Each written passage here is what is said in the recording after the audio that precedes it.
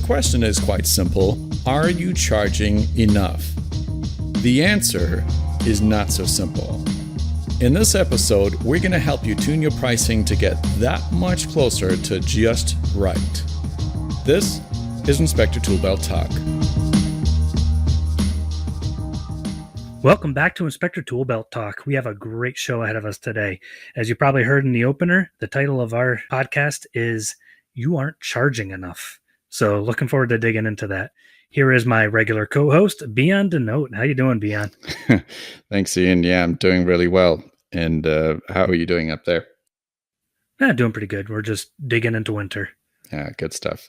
Yeah, it's been a good week for us, even with our state of the app. We working on Trek. We know we've got the Trek templates and rating in there, but we're going to get the brand new REI 7-6 for our Texas guys. So look out for that coming up in the next week or two. That's pretty exciting. Yeah, we're looking forward to that. Getting to our subject today, though, it's kind of an interesting title, isn't it? You aren't charging enough. We didn't call it This is what you should charge or how to price your services. We just straight up said, you're not charging enough. We dug right in, didn't we? Yeah, absolutely. And maybe as you read the title or you're hearing us even bring up the topic, it's kind of one of those that depending on how you feel about the prices you're charging, maybe you broke out in a bit of a cold sweat, got the sweaty palms, your pulse increased a little bit, because it can be a topic that is very challenging and difficult to talk about and hard to get right. But I think we got the right guy with us here. Ian's going to help us out today.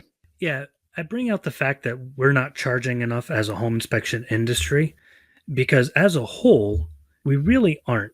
Everybody's been talking about inflation lately.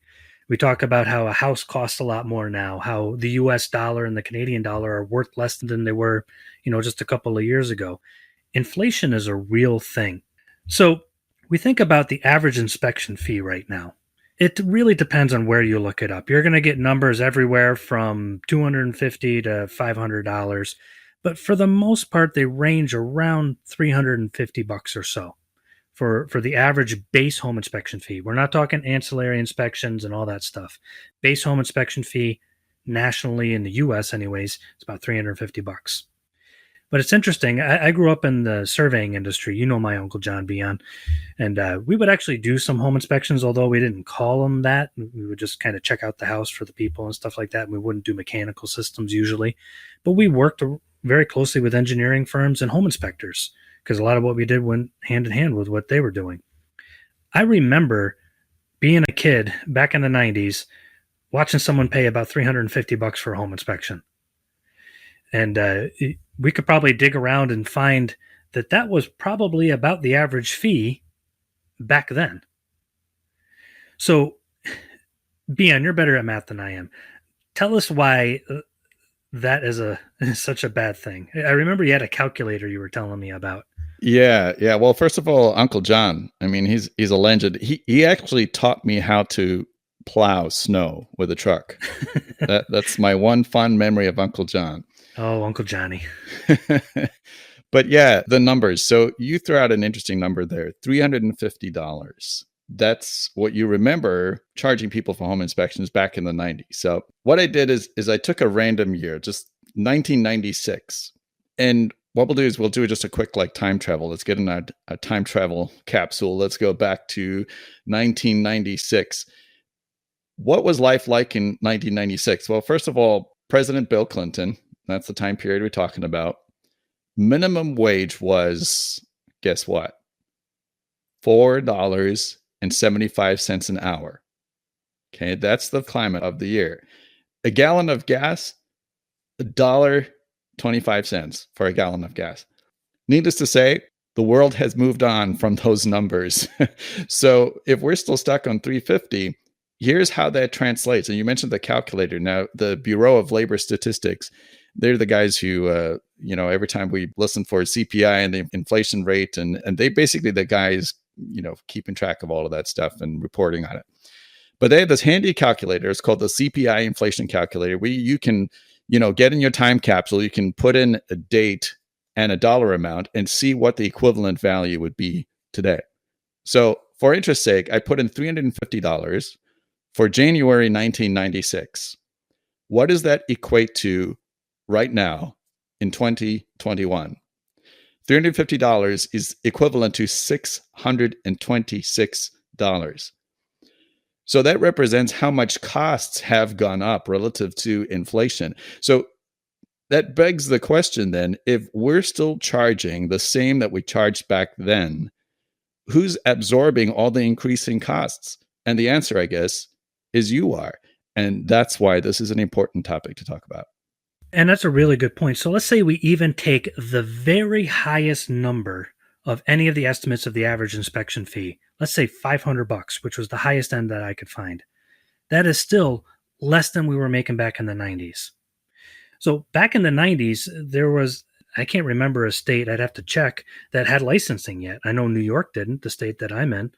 There was no real great certification programs. We have to be more qualified and we have to do more to inspect now than we did in the 90s. Anybody could just kind of show up and inspect back then. So we have to be more qualified. And even at the very highest estimates, we make less than our counterparts from that time period. It's amazing to think about. And not only do we make less, but it costs us more to do business. So how much was a gallon of gas back then compared to now? It was probably just a little over $1, right? Yeah, $1.25. $1.25. It's a lot more than that. It's about triple that right now for a gallon of gas. If you're out in California and listening right now, you're paying quite a bit for your gas. So it costs you more to drive to your inspection. A truck back then doesn't cost as much as a truck now. Everything costs more. The shirt that you're wearing, the fast food burger that you grab on the way in between inspections, everything costs more. So even at the highest estimates, we as an industry are not charging enough. We should be triple what we're charging right now. Yeah, and that's if you think about the rest of the industry, everybody else involved in the real estate transaction, they make their money based off of a percentage of the sale of the house, as far as I know. I mean, maybe not everybody, but most The folks, real estate agents and brokers right, the agents do. So if you think about it, yeah, the relative prices of homes, obviously since 1996, has gone way up. Their percentage, they're making more money, so they've kept up. But as home inspectors, you're not charging a percentage of the home fee. You add a fixed dollar amount, and that's why it's important to have this conversation. Yeah, it's really interesting because I've had an agent or two make a comment to me, hey, you're charging more. And, just as a good business practice, I didn't say this to them, but I felt like saying, but you're charging more. You made 6% on a house. That was the fee for both agents involved. 6% total on a house that was $100,000 in 1996. You're making triple that now on the house that's now worth $300,000. It's the same house. So why wouldn't we charge more? There's a cost to doing business that we as home inspectors don't always think about. We're in a low overhead industry. It's the reason why a lot of us say, you know what, this would be a great job for me to get into. I don't have to buy tons of equipment that's hundreds of thousands of dollars. I can get in with my experience, but your experience costs money. You have to walk into a house that you've never seen before, in front of an emotional audience, some of whom's living depends on what you say, i.e. the agents. There's attorneys and mortgage brokers and these people's entire future, and you have to tell them everything that's ever happened to that house, everything that's happening now, everything that will happen in the future, write an exhaustive report about multiple disciplines within that house, and finish it and be right. That takes a lot of experience. It costs you a lot of money to gain your 20, 30, 40 years of experience digging in the mud, laying shingle, hanging sheetrock. It was expensive for you to get there. You can't buy that. You can't replace that. You can't outsource that to India. You can't have some college course that'll teach somebody to be a home inspector and give them that same real world experience. Although the education and things, that's very important. But the certifications you carry, that all takes time. There's a cost to doing business that a lot of us don't really consider. That's everything that's built up to that point. Yeah, it's a good point. And it sounds like a pep talk, but you know what? That's exactly what it is. It is a pep talk. And the reason for it is for you to be comfortable charging what you're worth, you have to know what you're worth. And that is really part of the message that we're trying to help you out with today. Yeah, and just going to the math, because being a business person, I'm all about the math. So our average inspection, our overhead costs us about $125 per inspection for one guy to get out of bed and go look at a house for somebody. That was from about 2.5 years ago, so I'm sure it's more. I paid $10 for a 2x4 a few months ago. Price of everything is up. I'm sure it's probably more like $150. So let's say we're that guy that we're really worried about getting business, so we keep our prices at $199. I'm glad this isn't an interview with a bunch of home inspectors in here, because we all have very strong opinions about that subject. But let's talk about that for a moment. If your overhead is $150 and you went out and did that inspection, you made $49. So that means you spent a half an hour driving there, half an hour back, half an hour or an hour researching the property, getting everything all set up, talking with the client on the phone for 15 minutes, scheduling it, couple of 2-3 hours on site on the inspection, finishing up the report, answering questions afterwards. You just spent 4 to 7 hours for $49. You're making less than 1996 minimum wage. That's not even worth it. Now, we may say, well, I don't have that kind of overhead. We have more overhead than we might realize. You don't have just the gas to get to the inspection. You have wear and tear on your car. You have electricity. You have resources, everything that you're using to get to that inspection. But even if you walk to your inspections, you use a clipboard with 9-inch rule paper and a pencil that your grandmother gave you as a present so to keep all your expenses low, you still have expenses. It still costs you to do business. And it may not be $150. Maybe it's $75, but I can guarantee you that for most of us, it's more than we expect. So we have to take that into consideration. Yeah, and you need to know what that dollar amount is. So, Ian mentioned the phrase, and we've got a blog post on our website, how to price your services, where you actually itemize everything that's involved. So if you missed the list right now, go and look at that blog post. The question you have to ask yourself is, what does it cost you to get out of bed in the morning? If we can't put a dollar amount on that, then we really haven't gotten to the starting point of being able to price services. I'm a huge Office fan. I love The Office. I've never worked in one, but I just love the show. Go check out that episode where Michael Scott starts his own paper company, and he advertises the cheapest prices in town. And they go to see an accountant, and they said, can we hire somebody to deliver our paper so that we don't have to deliver it? And he goes, no, you can't afford that or anything, because you'll be out of business in 30 days. And they said, our low prices are the only thing keeping us in business. And he said, they're actually putting you out of business. Our own prices will eventually put us out of business. So why are we not doing that? What do you think the fear is beyond? Why do you think a lot of us aren't just raising our prices and elevating the industry? Yeah, that's a very good question. And I think the answer may be different for every individual involved, or you may have a whole list of reasons why we hesitate to raise prices. But I mean, we all stand at the grocery store together. If you live in a particularly small community, you're standing next to your neighbors in the grocery store line and you hear them complaining about how things are going up. And, some folks are having a real hard time. So for us, as a business owner to sort of feel part of that and raising your prices, it can be an awkward place to be in your community. You're the guy raising your prices.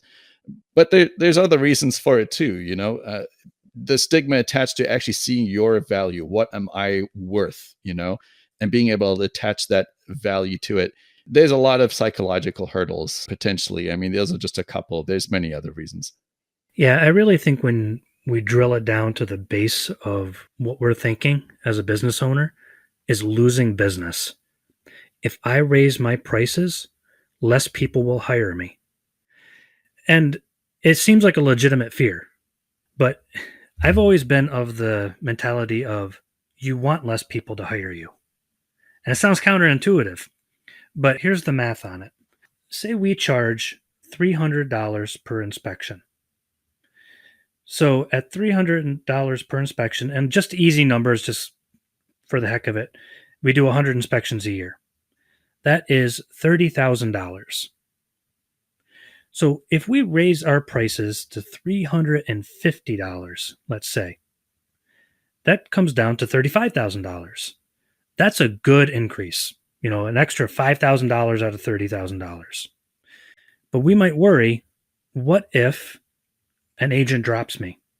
So I'll tell you, every time we've raised our prices out of the past almost 20 years, we've lost maybe 2 agents. Okay, big deal. It's not the end of the world.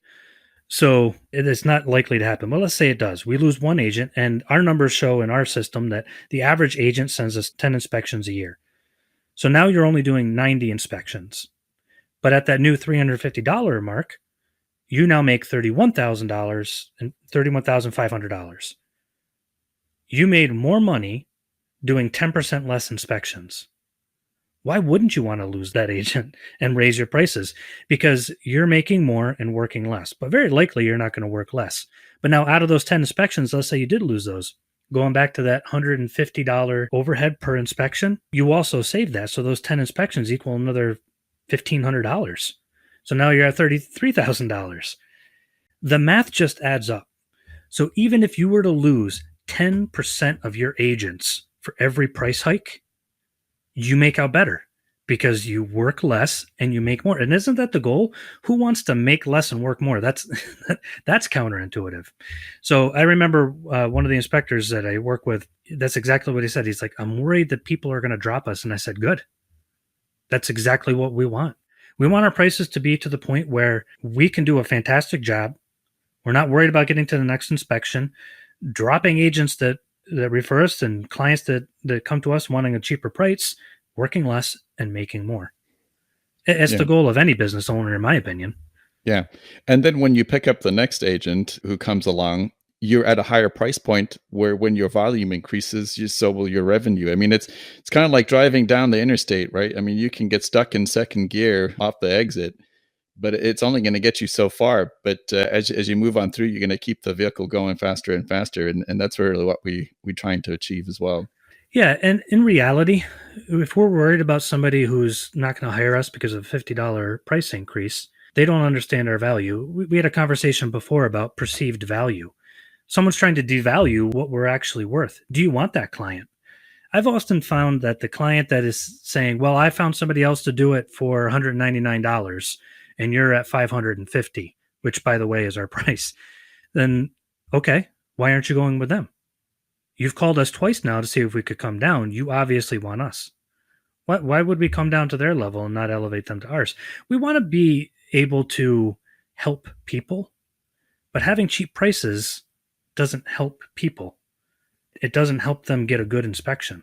Yeah. We want to give them the best value possible. Yeah. You know, that point on perceived value of something, as far as your customer base, it does make a difference. It actually reminds me of that story you told me once about your friend there that had a box of kittens. Yeah. their cat True story. Their cat had kittens, and they couldn't keep all of them, so they wanted to have people have the kittens. So kittens free, right? That was the ad, free kittens. And they didn't move a single kitten. Nobody wanted free kittens. But what was it? He put $5 on it? Yep, $5. He couldn't get rid of one of them at free, and he put $5 per kitten. That weekend, they were all gone. That's just it. You see, and it's the perceived value, our mental image of what a free kitten is.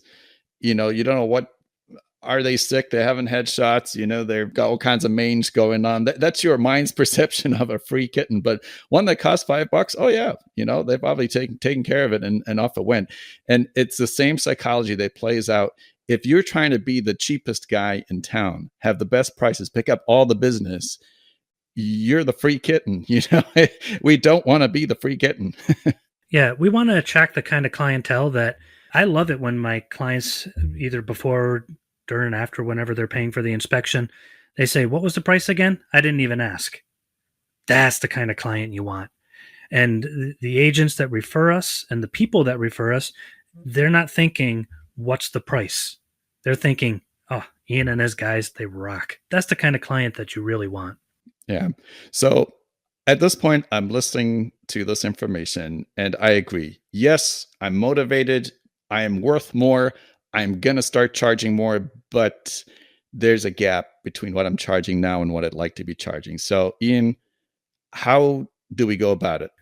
Yeah. So we don't want to just roll out there one day and our prices are $350 and say, you know what? Now I'm charging $550. Here we go, people. We want to do it in a professional way that is more palatable to our market, because we're going to be moving out of a price range. and we want to ease into that new price range, into those new clients in a clean way. So, a couple of things. First of all, timing.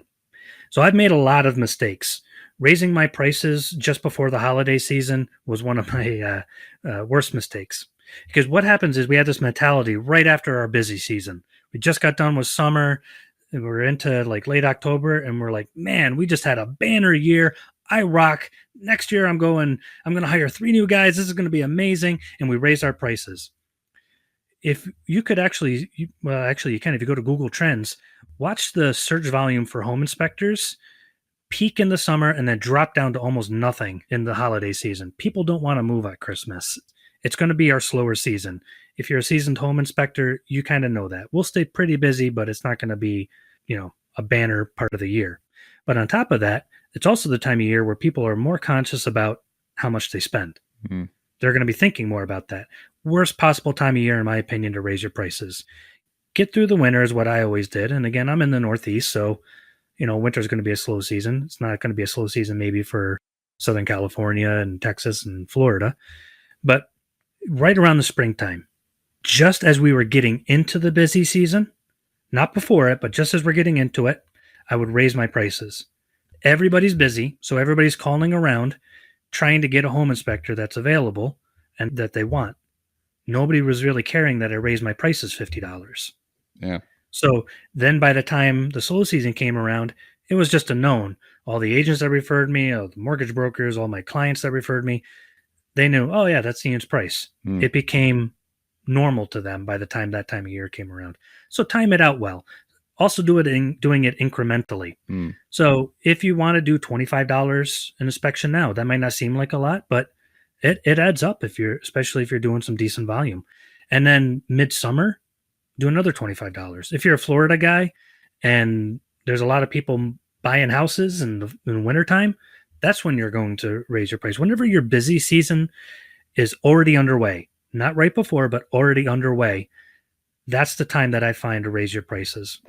Yeah, good one. So now I've decided I need to change my prices. I know what my new price point is. I got the timing right. Now, I mean, obviously only I know about this information. So what do I do with it? Is it time to fire up that marketing campaign and announce this new pricing model to everybody, or what are we going to do?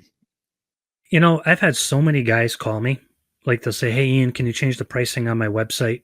And I'm preparing an email to let everybody know I'm raising my prices. And I'm like, why would you do that? My local grocery store doesn't email me when they raise their prices.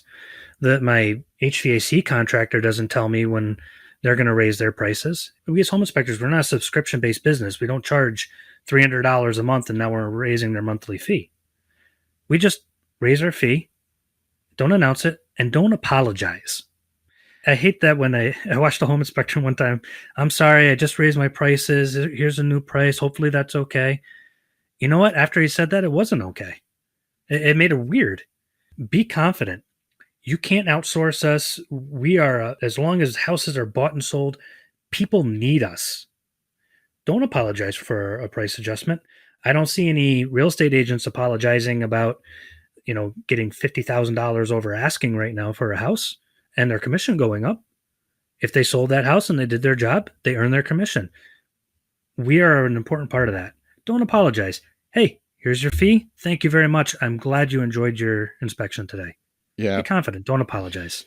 Yeah, very good point, because this points to the psychology of it and to your own personal thinking and feelings on the matter. So we mentioned at the beginning, if raising your prices or even the topic gives you the sweaty palms and, makes your heart beat a little faster, you got to work hard to get past that point, because if you aren't confident about what value you represent and the price point, if you're not standing behind it and confident about it, you're going to come across apologetic in how you pitch your price.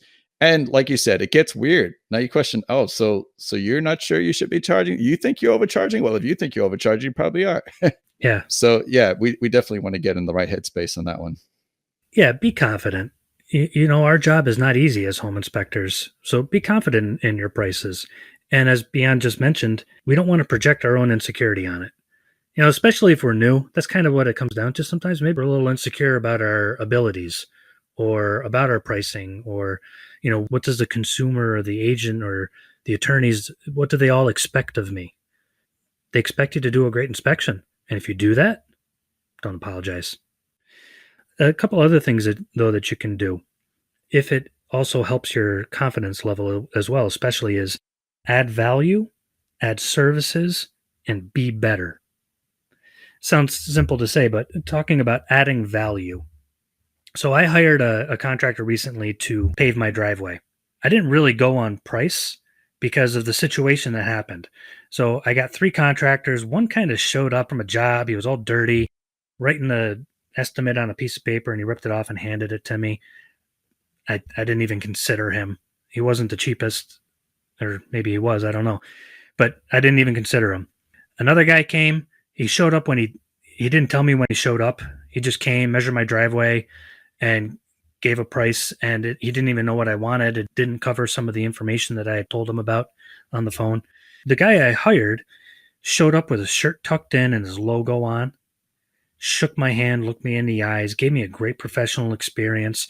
Anytime I had questions, his office would call me back, and he gave me an electronic invoice, and it was a great experience. Reminders, hey, we're going to show up. Here's some pictures of our guys.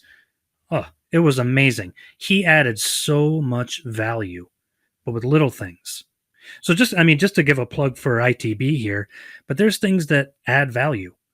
Showing up when you've already reminded everybody, sent out reminders with a notification system. You've already got the agreement. You're going to produce a clean electronic report that's easy for them to follow. Show up with your branding, your shirt tucked in. I've always said that. I hate seeing somebody show up without their shirt tucked in. Just little things. Having your hair cleaned. Everybody expects you to get dirty on an inspection, but not show up to one dirty. Bring an extra set of clean clothes to change into. I've always done that ever since I've inspected. Wear booties on your shoes when you're walking in, or just change your shoes. Have a separate set of shoes for the interior. By giving them a professional experience, you add value. Because remember, if we're being referred by somebody, we represent that person now. People are always going to refer someone when they know that they're going to give them a great experience. Give them that great experience. Yeah, you bring up the point of software there. And I mean, as the lead developer for our app, using something like Inspector Toolbelt, you mentioned notifications. It becomes something where you're adding value, but you don't even have to think about it. So you set up, the reminder and the thank you email, and would you like to refer me email. All of those things add value. And look, you touched on the report. Now, I don't want to open a whole other can of worms, but imagine now you have software where you are able to deliver a report on site. Again, don't want to open up that can of worms because everybody feels differently about that. But value to a client, being able to walk away from a home inspection with a report delivered, huge. You will not have to apologize about that price, guaranteed. Or even just the next day or that evening, we actually had a building that had to get inspected outside of my area. He mailed me a report. He wasn't my pick, but he mailed us a paper report. That wasn't a whole lot of value added. So yeah, every last aspect of what we do on that inspection, it adds value. It shows why we're worth our price. So make ourselves worth that price by giving them the services that they need. Then just 2 quick points, adding services. That's an easy one. I already burned off my overhead, $150 to show up on site. So I want to add services. We do septic inspections, wood destroying insect, radon, well testing, water purity testing, and mold assessments. And we are qualified for all of them. That's a side point. We want to make sure that we're qualified for that. We want to give people a good inspection. We don't want to just add on services. We want to be qualified. Take the time to get really good at that, to add on those services, because your overhead is already burned. Also, it makes the time easier. So if you're going to do a mold inspection and you're going to do a wood destroying insect inspection, you're already in the house doing a home inspection. You're in all the areas that you're going to look for anyways. Is it really going to add that much more time to do those while you're already in those spaces? A lot of times our average inspection fee will be about $1,200. People are like, whoa, people pay that? Well, yeah. If we're doing a septic inspection and all those things that we mentioned in addition to the home inspection, also it goes back to adding value. Agents and clients love it that they can do it all with one phone call. They don't have to get 3 separate companies. So I talk to a lot of guys that outsource this to other companies. It's missed revenue. If you can provide a valuable service like that, get the qualifications, get the experience, and do it. And just one short point on being better so that we're worth more. My doctor has all of his plaques and everything that he's ever gotten all over his wall in his office. And you know what? Subconsciously, it gives me a warm, fuzzy feeling. He's good at what he does. So become better. Get certifications, take courses, and post them all over your website. Put them on your business cards, whatever you have to do to make people say, oh, this guy is worth it. It makes raising your prices a lot easier. Yeah, that certainly makes sense. A lot of this, again, plays down to psychology and getting ourselves in the right headspace and also helping our client at the end of the day to feel good about what they're getting, the value for money that they're seeing in our services. Yeah, and really in conclusion, it comes back to your sweaty palms comment. Don't get those sweaty palms. Don't worry about raising your prices. Don't worry about losing people. Have the goal of working less and making more. That's really what it comes down to. So don't be afraid to raise your prices. Raise them up, do a great job, and get paid what you actually deserve for a required industry that can't go anywhere. Yeah, thank you very much. And hopefully you've been able to find the information you needed to hear in this podcast, because it's clear to me, for me, I'm not a home inspector. I'm looking in at Ian, who's done this for his entire life. And the point of this really, it seems, is that you got to start with you. You got to sit down, you got to do a little bit of work and figure out what is the price point that you need to have to be profitable. And once you decide on that price point, I made the joke earlier about getting yourself in front of the mirror and giving yourself that pep talk that I am worth this. You got to get your head in the game.